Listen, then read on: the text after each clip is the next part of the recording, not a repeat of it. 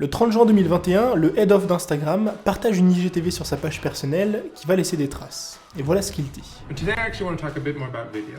And I want to start by saying we're no longer a photo sharing app or a Square photo sharing app. Cette simple phrase génère des milliers de réactions, de commentaires, de repartages. Quand certaines personnes y voient une opportunité incroyable de développer leur compte et leur audience, d'autres personnes rejettent l'idée même qu'Instagram soit une plateforme qui propose tout et rien à la fois. Et là, nous vient une question. Est-ce que finalement Instagram n'est pas en train de creuser sa propre tombe en essayant d'adopter massivement la vidéo et en essayant de devenir une plateforme pour tous? Pour comprendre tout ça, il faut revenir un petit peu en arrière. Instagram a été créé le 6 octobre 2010 par Kevin Systrom et Mike Cringer et se revendique comme étant une plateforme photo et vidéo. En 2012, elle est rachetée par Facebook pour près d'1 milliard de dollars et voit immédiatement ses conditions générales d'utilisation changer pour permettre à Facebook de croiser les données de chacun de ses utilisateurs. Et la raison derrière tout ça, elle est simple, le profit.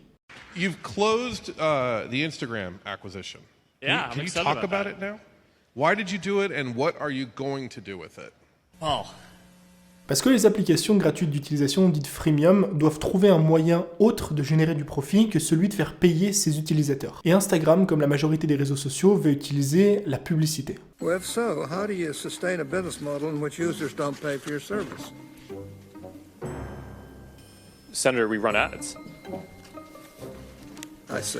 En 2021, l'application aurait généré près de 20 milliards de dollars, dont près de 80% seraient issus de la publicité. Et même si cette stratégie est extrêmement rentable, elle a un coût, notre attention. Parce que si ces entreprises génèrent autant de revenus, autant de profits et autant de bénéfices, c'est avant tout parce qu'elles permettent à des annonceurs de dépenser de l'argent pour pouvoir afficher des publicités sur nos fils d'actualité. Pas d'attention, pas de fil d'actualité, pas de fil d'actualité, pas de publicité, pas d'annonceurs, et donc pas de revenus. Et c'est pour cette simple raison que chaque année, des développeurs sont payés plusieurs centaines de milliers de dollars pour mettre en place des algorithmes qui ont pour but de nous faire revenir de plus en plus sur la plateforme. À tel point qu'on finit par comparer les réseaux sociaux à des addictions telles que la drogue, l'alcool ou les cigarettes. Sauf que malheureusement aujourd'hui, créer de meilleurs algorithmes ne suffit plus. Parce qu'en réalité, un autre facteur vient empiéter la facilité qu'a un réseau social à maintenir notre attention, et ce facteur, c'est la concurrence. Avant l'avènement des réseaux sociaux, on n'avait pas bien le choix. C'était soit partager la dernière update de notre situation amoureuse sur Facebook, soit commenter le nouvel exploit de Kim Kardashian sur Twitter. Mais aujourd'hui, c'est différent.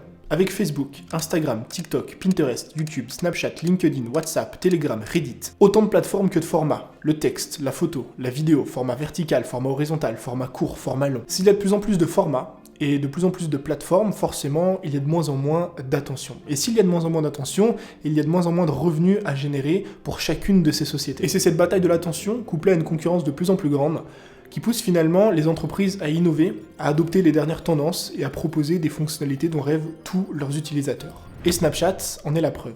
Arrivé en 2014, la société déploie un concept assez inédit.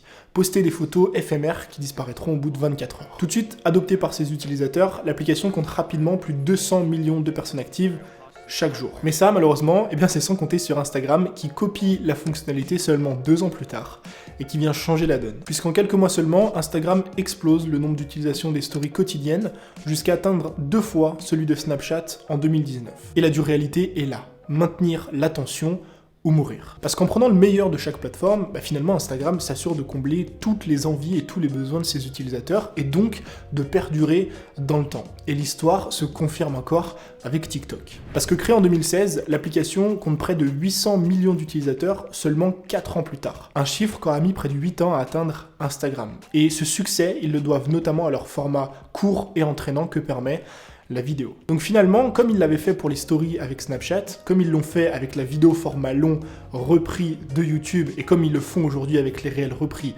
de TikTok, Instagram veut s'assurer de combler tous les besoins de ses utilisateurs et pour ça, finalement, ils prennent le meilleur de chaque plateforme. Mais la question à se poser maintenant, c'est est-ce qu'ils ont vraiment raison ?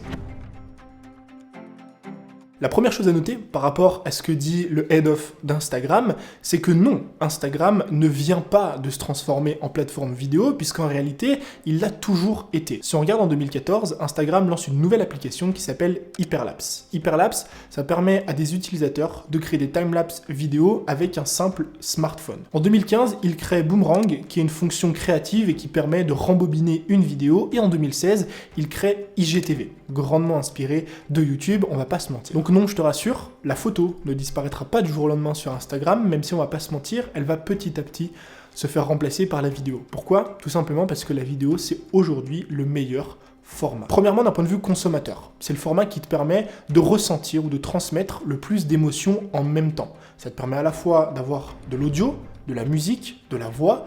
Ça te permet à la fois d'avoir du visuel, de l'image, du mouvement, du texte. Et en plus de la consommation, c'est aussi le format qui permet aux créateurs d'avoir le plus de résultats. Parce que selon certaines études, la vidéo augmenterait de 1200% les chances de partage par rapport à une photo ou à du texte. Elle augmenterait aussi de 97% les chances de passer à l'action et de dépenser de l'argent et représente aujourd'hui plus de 80% du contenu sur Internet. Je pense qu'on peut se le dire, aujourd'hui, la vidéo est roi. Donc finalement, si autant d'applications et de plateformes se mettent à incorporer la vidéo, c'est pas par pur choix personnel, c'est pas juste parce qu'ils ont envie, c'est surtout parce que c'est ce que veulent les consommateurs. Et c'est ce qui m'amène au dernier point. Si aujourd'hui Instagram est en train de piquer, d'incorporer toutes les fonctionnalités qui fonctionnent sur les autres plateformes, c'est tout simplement dans un but de compétitivité.